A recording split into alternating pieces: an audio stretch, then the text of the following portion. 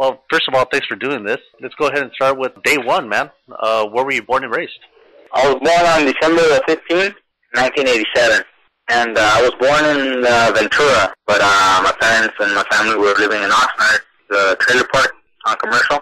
I was born there. My brother, Robert, and Danny, other sisters were there, living in the same trailer. And a year later, we moved to a house on Channel Islands. And what were you like as a kid growing up? Were you pretty quiet, or were you shy? Were you outgoing? Maybe not so shy, but not so outgoing either. I mean, it's just a kid. I mean, I guess normal kid, playing at home, playing with my nephews, Javier, David, and Danny a lot.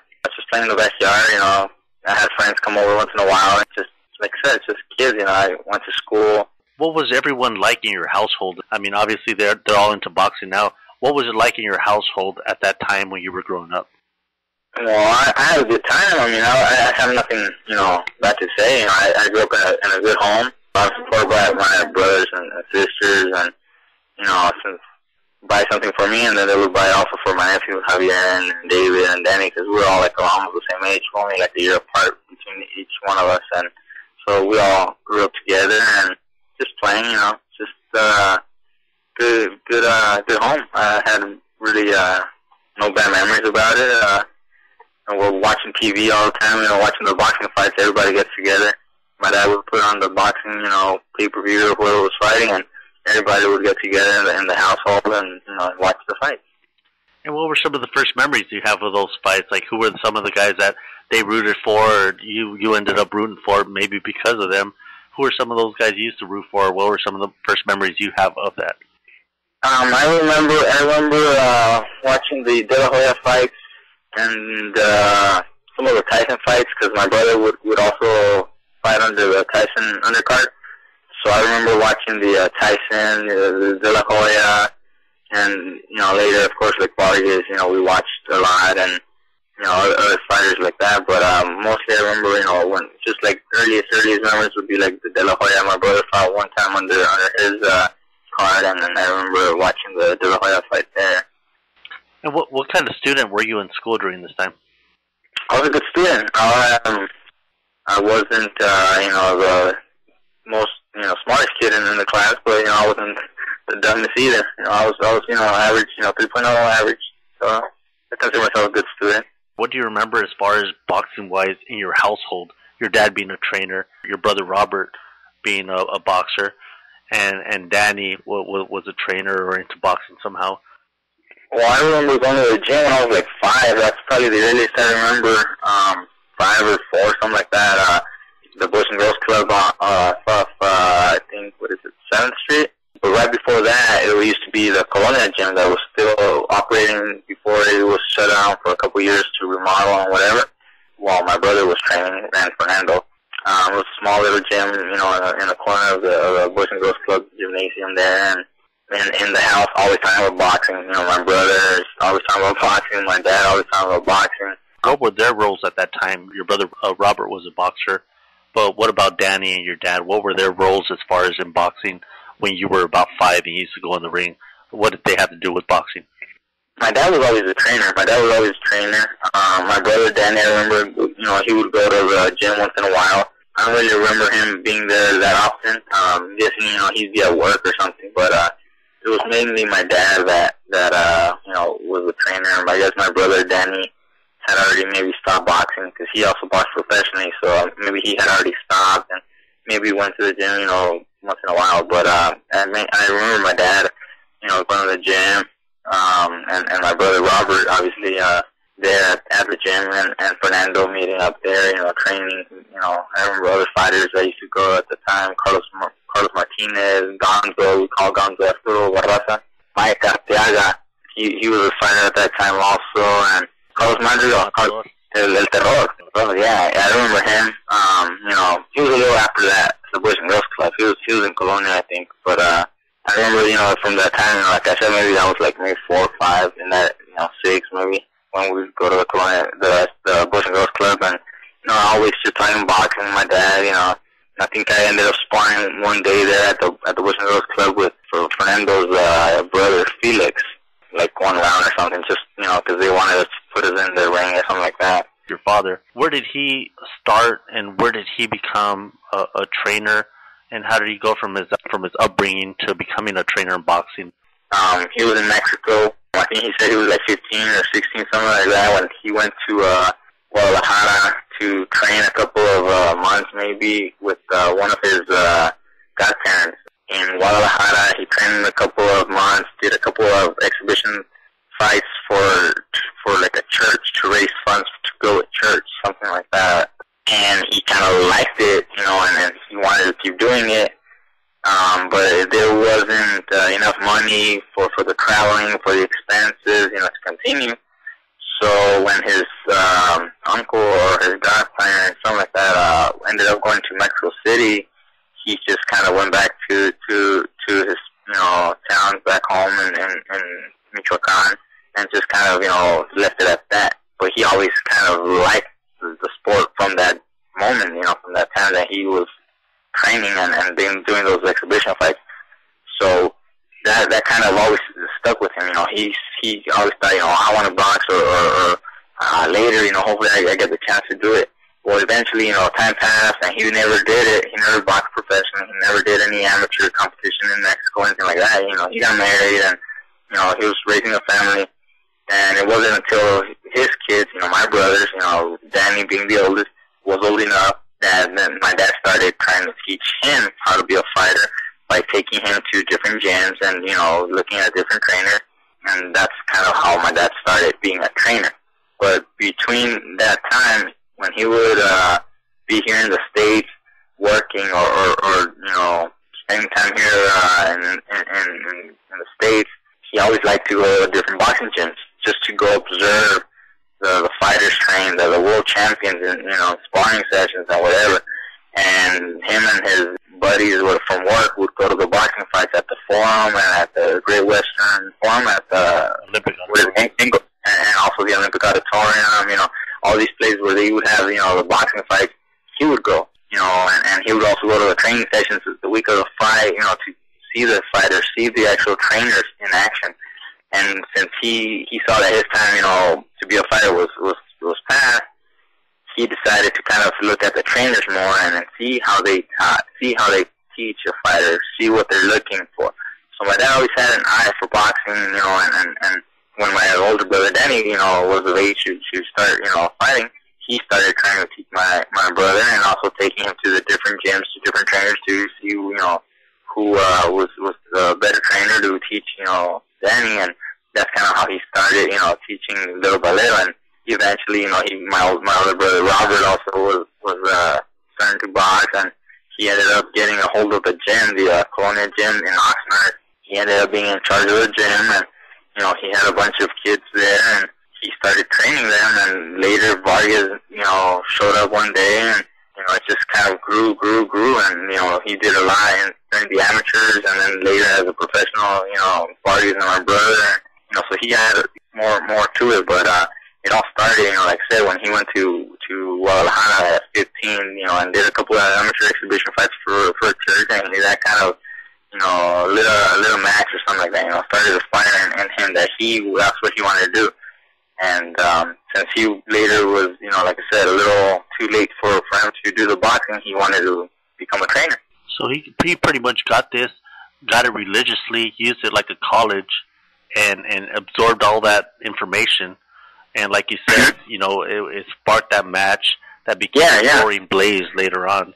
And it kind of blew up to become what it became and what it still is. And how close were you to your brothers growing up? I mean, your brothers and your father, them all being in boxing, you being in the ring at 5 years old. How close were you guys? We had, like I said, we had a good relationship. We never, I never felt like they weren't around for me or anything like that. We were always close. Like I said, I'd go to the gym with them. My brother Robert, I still remember him, going to the gym with him and hanging out with me there at the house. We used to play video games with me. He wouldn't kind of, distance himself away from me because of the age difference. He'd always be around, playing video games, most of the time whenever he'd be around me, playing video games, watching movies, TV like that. And same thing with my other sisters. I mean, they'd be at work or later, you know, when they get married or whatever. But when they came home, you know, we'd always be together, you know, playing hide and go seek or something. I still remember everybody playing hide and go seek with Robert and my sisters, and they were already older. You know, I was probably, you know, 6, 7 or something. They're already, you know, 20 or so. But we'd still be playing hide and go seek with us, and you know, we had a good time. My brother Danny was the oldest, and we kind of never really played because, I mean, he's a lot older than me, but I played with his son, my nephew Danny. We would play, we'd hang out, you know, during, you know, time, you know, and kids and during the house. You know, we're the same age. I'm only a couple months older than him, than Danny, my nephew.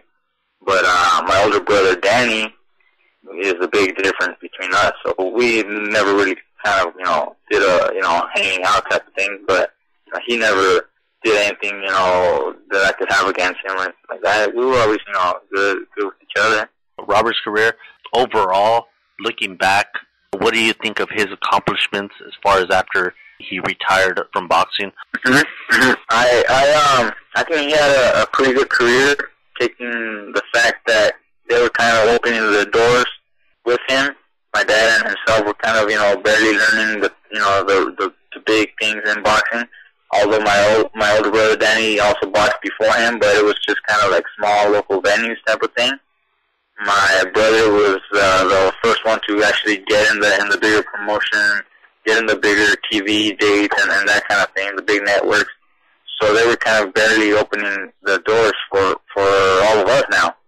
So it must have been a lot harder for them to get in the spot, you know, the right TV date, you know, the right title fight, the right negotiation, all this, because it was also new to them.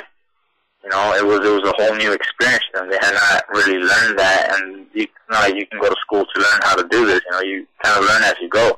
So to them, that must have been hard, and to still be able to accomplish a world title with an undefeated record and fighting on Showtime, you know, for, you know, Don King, and then America Presents, the big, you know, promoters at that time, you know, fighting under the Tyson undercard, you know, that must have been a very big accomplishment for anybody, especially for someone like my brother who, like I said, was just kind of, you know, working his way up there with my dad without a whole lot of help. They helped us, and, you know, in turn they helped us, like me, Brandon, and the rest of the fighters from the gym, because now they have the experience, they know what it is, they know what it's like, and, you know, now they have the right, you know, communication, the right connections, the right friendships and relationships with the promoters and managers and whatever to guide the younger fighters like myself. But when he was doing it, you know, it was kind of, you know, just let's go and see where it takes us, and, you know, hopefully we do good. And they did very well. You know, he didn't lose his title to anybody. He lost to Diego Corrales, you know, one of the best, you know, fighters of the past, you know, decade or so. So they obviously did a good thing with him, and, you know, mostly his hard work, my brother's hard work, and his skills. Like I said, they didn't really have the connections like other fighters kind of get opportunities, you know, based on the right connection, the right people, the right strengths to pull on, whatever. They really didn't have all that. So it was mostly just work and, you know, his skills. Your father being a part of boxing, did that steer you into becoming that yourself, or did you yourself decide that's what I want to do too? I didn't really care for me to box when I was small. I never even said I wanted to box. I used to say I wanted to be a lawyer or something else. I never said I wanted to be a boxer. Although my brother was doing it, Fernando was doing it, and we've been involved, I never said I wanted to be a boxer. You know, like other kids when they're 7, 8, 10 years old, they say, you know, I want to be a boxer, I want to be a world champ. I never said that. I'd go to the gym with them and train a couple of, you know, times there, but, you know, just kind of to, you know, kill time or something, do something, but not think about it as a career. I kind of didn't care for it as a career for me. It wasn't until I was 13, 14 that I started, you know, amateur at 13, that then it kind of started to grow more and more, and I noticed, you know, I could really do something with this, I'm doing well. I'm winning. Maybe I could do something, in the future, and eventually it grew on to me more and more. But when I was a little kid, it didn't really mean so much to me like other kids, think about and dream about, one day becoming professional fighters or world champions or something like that. To me, it wasn't a whole big deal. I grew up in it, so I wasn't, considering, big fights or anything like that for myself. I was just kind of, going along with my brother and that's it. And what was it like going in the ring for the first few times for you? Was it hard training like a boxer for you at first? Well, the very first time that I competed amateur was, I was 13.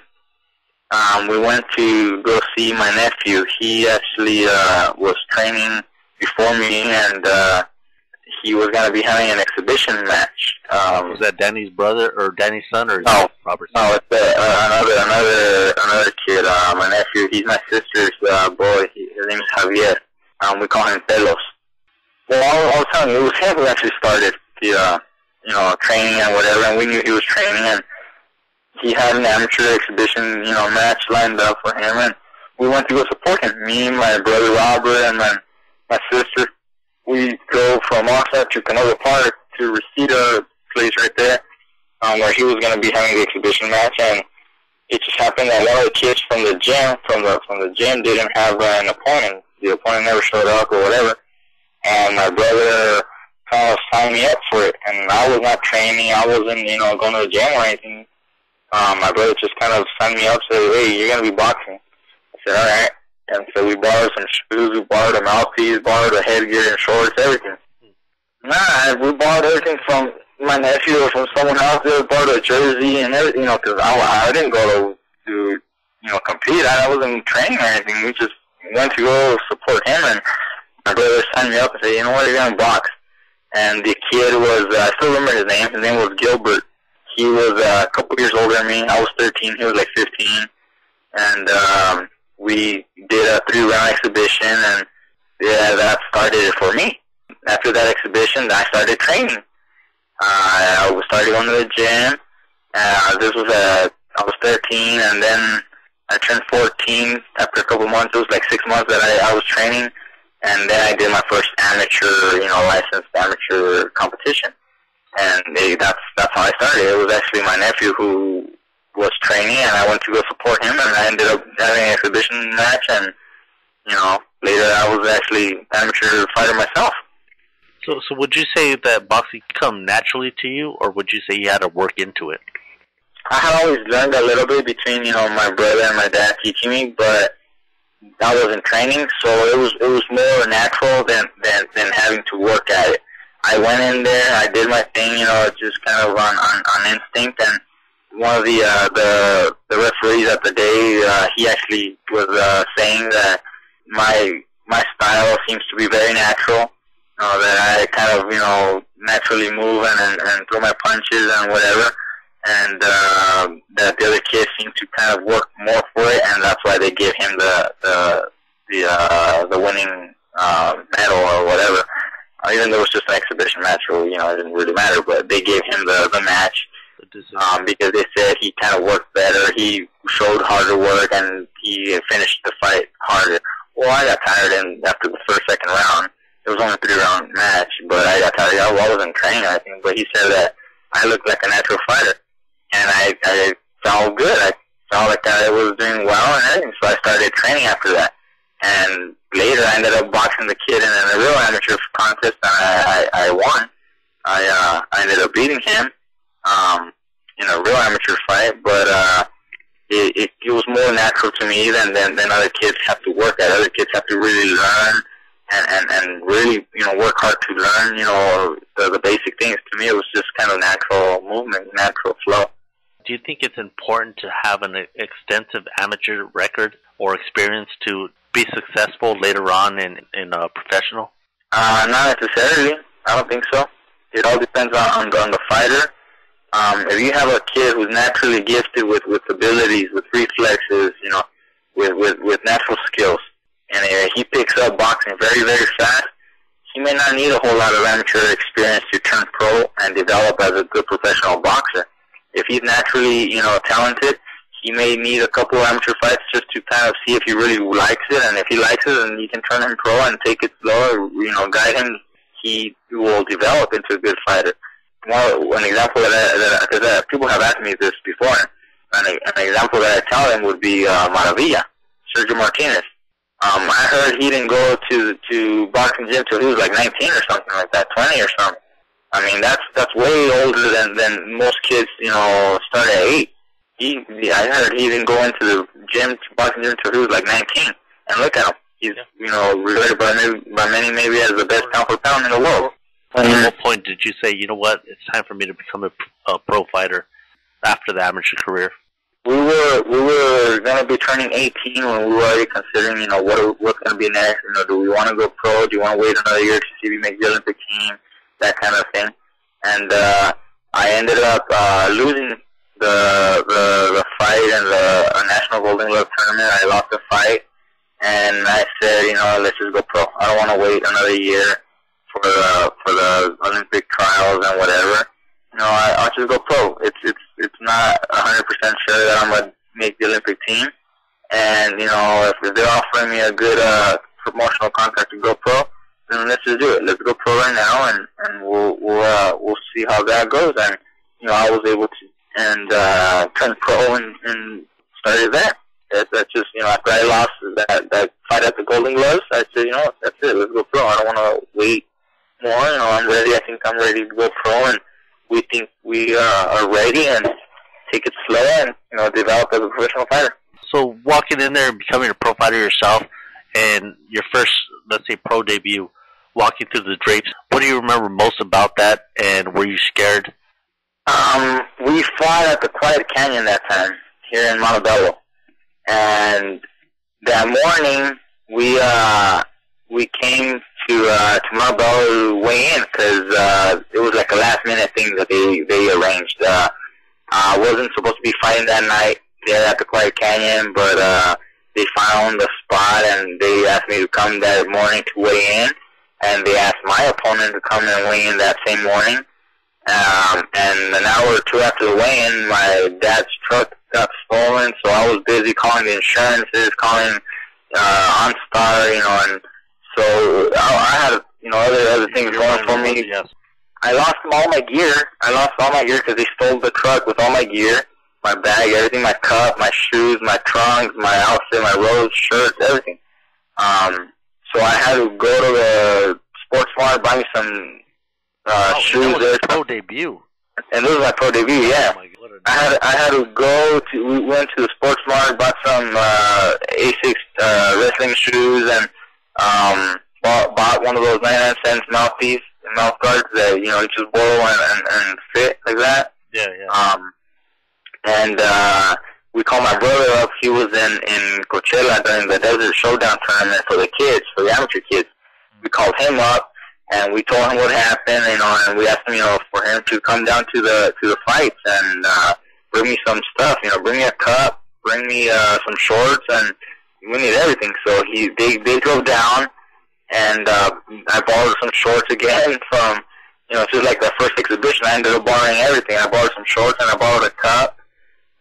We bought some T-shirts to go into the ring with some T-shirts, and just like I said, just like that first amateur exhibition match, I bought everything. Well, I had to buy everything for my pro debut too.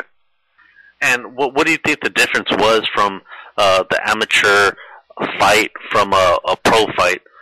I was a little more nervous there because going into the ring, I kind of thought to myself, I'm really doing this. I'm going pro. That was in my mind. I'm going pro, but I wasn't focused on the fight itself. Like what am I gonna do during the fight, or what is this guy, my opponent, gonna be doing, or anything like that. I was just kind of thinking, like, I'm really going pro. This is it. I'm going pro, and that's all. That kind of was in my mind.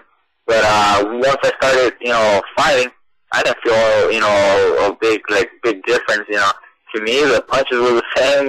My opponent was throwing the punches, and I was countering him. I was boxing him. To me, it was almost the same thing. I won 4 rounds with the guy.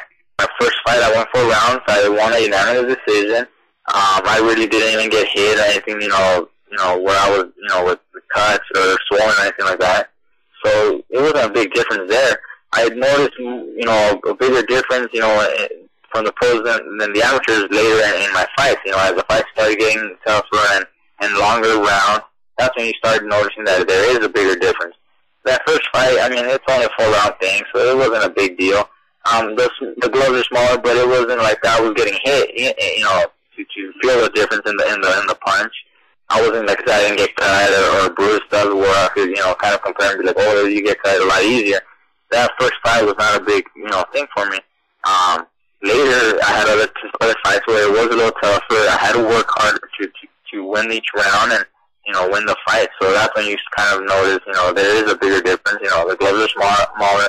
You do get hit faster and easier than in the amateurs, and, you know, you get hurt easier. So you better be careful. You know, better be always aware of what your opponent is doing. You have to be more focused on the actual fighter and the fight, you know, than in the amateurs. In the amateurs, you kind of go in there and just want to score points. You're not considering the longer run. You just want to score points quick because that's how it is. That's the amateurs. That's the style. You want to score points and win each round with just the points. You know, you could win a fight in the amateurs with just one round. As long as you score more points overall, you're going to win the fight. But it doesn't work like that in the pros. So that was the difference there. The scoring, the longer round, the harder the fight goes, you know, the more you got to work at it.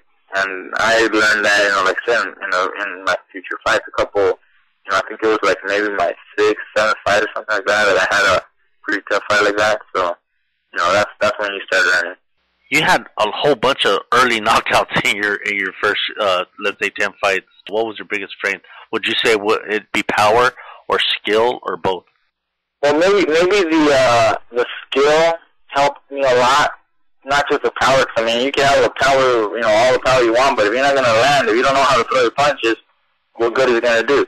I think the skill, you know, that like I said, almost natural skill, and of course my brother and my dad teaching me, you know, the technique, the right moments, the right things to do, during the right times.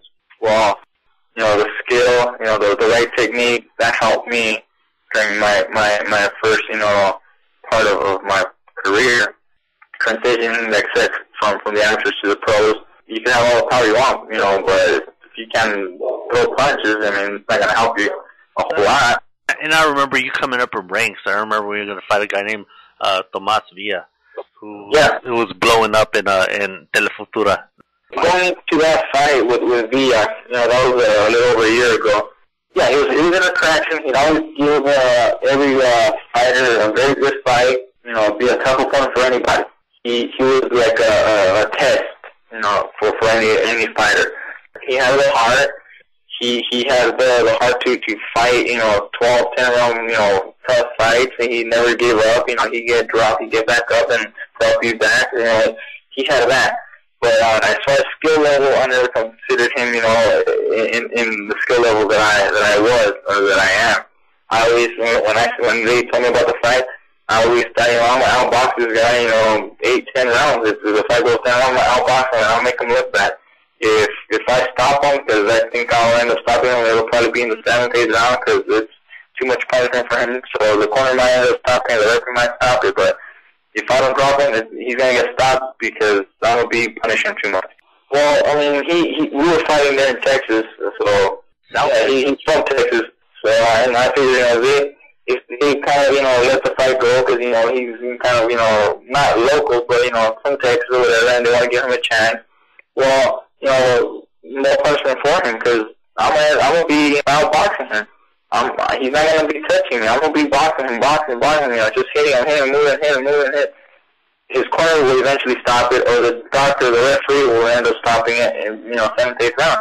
It's going to be a tough fight because he's going to keep coming forward, but it won't be a tough fight where I'm getting hit because I'm just above his level. I'm above the skill level.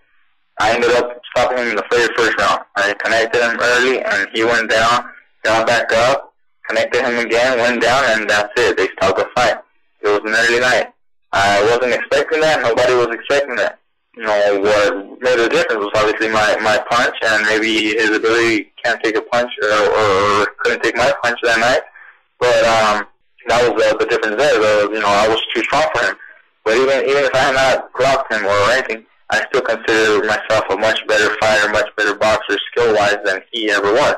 He came back after that to beat Sanchez, second or whatever, 8-round unanimous decision. Why? Because he's still, pretty game. I don't think he was better than me at that time, so I always thought I was going to outbox him. Because you have a lot more knockout ratio as far as average and all that than let's say your brother did, right? Yeah. I mean, would you say that came natural, or is that something that happens as experience came? That's probably just naturally. Well, also the opponent level was lower quality opponents also. Now, obviously you're fighting better fighters, so I also have to take my time. I have to break them down little by little, and the knockout comes, in the later rounds because, they're being broken down. Earlier in the fights, you got 4 or 6 round fights, but you're fighting fighters who are not, in the skill level that I'm fighting now. So, they go down easier probably, and, that's it. Some of these guys actually hurt, but with a knockout, one punch knockout, that shows power.